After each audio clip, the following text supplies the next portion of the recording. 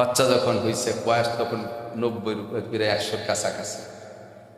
তো বুড়োকালের সন্তানের প্রতি আবার বুড়োকে একটু মায়া বেশি হয়। দেখবেন সময় মতো বিয়ের ছিল এক চাচা, সেই পক্ষে ছেলেরা 22, 25, 28, 30, 40, 45 হয়ে গেছে। হঠাৎ করে চাচি মরে গেছে, আর বুড়োকালে ছেলেরাই ধরে বিয়ে দিয়েছে যে আমার আব্বারা কি দেখাই খেদমত করবে, বেটার ভোরাগুলো করবে না, এই বিয়ে দিয়েছে। কি দিয়ে কেড়েছে বুড়োকালে আবার একটা ওই গুণ একটা ফুটিয়ে গেছে, বাচ্চা একটা হয়েছে। এই বুড়োকালের এই পরের বিয়ের যেটা হয়েছে ছেলে হোক আর মেয়ে হোক, বুড়ো আগের গুলোরে জীবনও কোলে হেরে নেই, এই জেনে সব সময় কোলে কাহেরে গাড়ি হেরে নেয়। আবুলাকের ভাষায়ও চুমো দেয়। ওরা আসে, আমার আব্বা বুড়োকালে ফিরে কি শুরু করলো। বুড়োকালের সন্তানের প্রতি মায়া বেশি, এটা আল্লাহর কুদরতি সিস্টেম। ইব্রাহিম আলাইহিস সালামকে শেষকালে সন্তান দিয়েছে, এমন মোহাব্বত, ঘুরিয়ে ঘুরিয়ে সে ইসমাইলকে দেখে। আল্লাহ পাক বলেন, তুমি আগে খালি উপর দিক তাকাইতে, আমারে দেখতে, এই ইসমাইল হওয়ার পরে আমারে কম কম দেখো, ইসমাইলকে বেশি দেখো, হবে না, বাড়ি রাখতে পারবা না, বাড়ি রাখতে আমার কম পড়ে যাচ্ছে। পরীক্ষা জাস্ট। আল্লাহরে যদি ইব্রাহিম আলাইহিস সালাম না দেখে তাতে কি আল্লাহর কিছু আসে যায়? কিন্তু ঘটনার এটা পরীক্ষা, এটা সুতো। তুমি এইটাকে দূরে রেখে আসো। কোথায় থাকতেন? মিশর, সেখান থেকে মক্কা কয়েক হাজার, প্রায় 3-3.5 কিলোমিটার দূরি। সেই জায়গায় নিয়ে সে ফিরেছে, ফাঁকা জায়গা, হাজার হাজার মাইলের ভিতরে কিচ্ছু নাই। জেদ্দা থেকে এবছর জেদ্দা থেকে রিয়াদ গেছি, 17 ঘন্টা লাগছে বাই রোড, 17 ঘন্টা।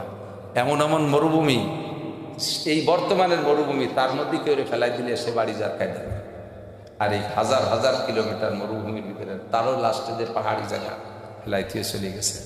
যাওয়ার সময় একবার এরকম পিছনের দিক তাকাইছে, 2 ফোঁটা পানি চোখ দিয়ে পড়ছে। হাজর আলাইহিস সালাম দেখাচ্ছেন, এই যে শেষবারের মতো দেখেন। জিজ্ঞেস করছে, আপনি কি আমাদের পর রাগ করে থুয়ে যাচ্ছেন নাকি আল্লাহর হুকুম? বলে আল্লাহর হুকুমে থুয়ে চলে যাচ্ছি। হাজর আলাইহিস সালাম বলতেছেন, তাহলে লা নাখাফু আহাদান ইল্লাল্লাহ, কোনো ভয় নাই, আমানতু বিরাব্বিল আলামিন, আমরা আল্লাহর প্রতি বিশ্বাস রাখি। আল্লাহ যদি বলে রেখে যান, আল্লাহ যদি বলেন যে রেখে যাইতে, তাহলে কোনো দুঃখ নাই, যা যে কোনো এক ব্যবস্থা আল্লাহ করবেনই করবেন, যান যান যান যান, চলে যান। স্বামীটাও যেমন, স্ত্রীটাও তেমন, বাচ্চাটাও তেমন।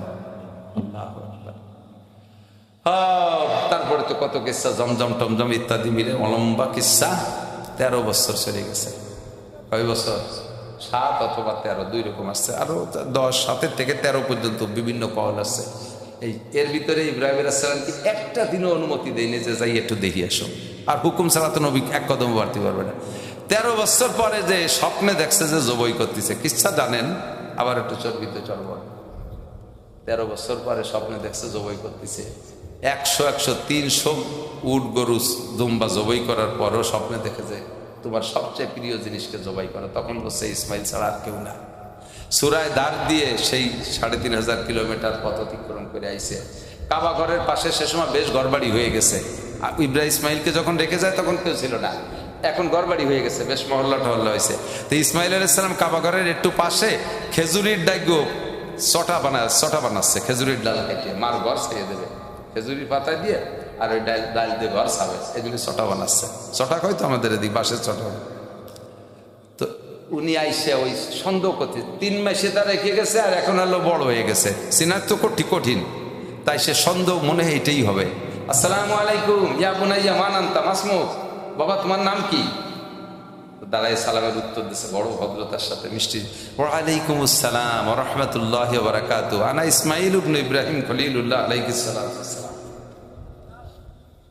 নাম জিজ্ঞেস করলে জবাবটা কেমন দিতে হবে, শিক্ষাটা তারা কে দিল? কোনো কেজি কিন্ডারগার্টেন প্রাইমারিতে পড়ে নাই, কোনো বিশ্ববিদ্যালয়ের ছাত্র না, কোনো মাদ্রাসার ছাত্র না। তার ঘরের ভিতরে বিশ্ববিদ্যালয়ের টিচার, মাদ্রাসার জামিয়ার মুহাদ্দিসা।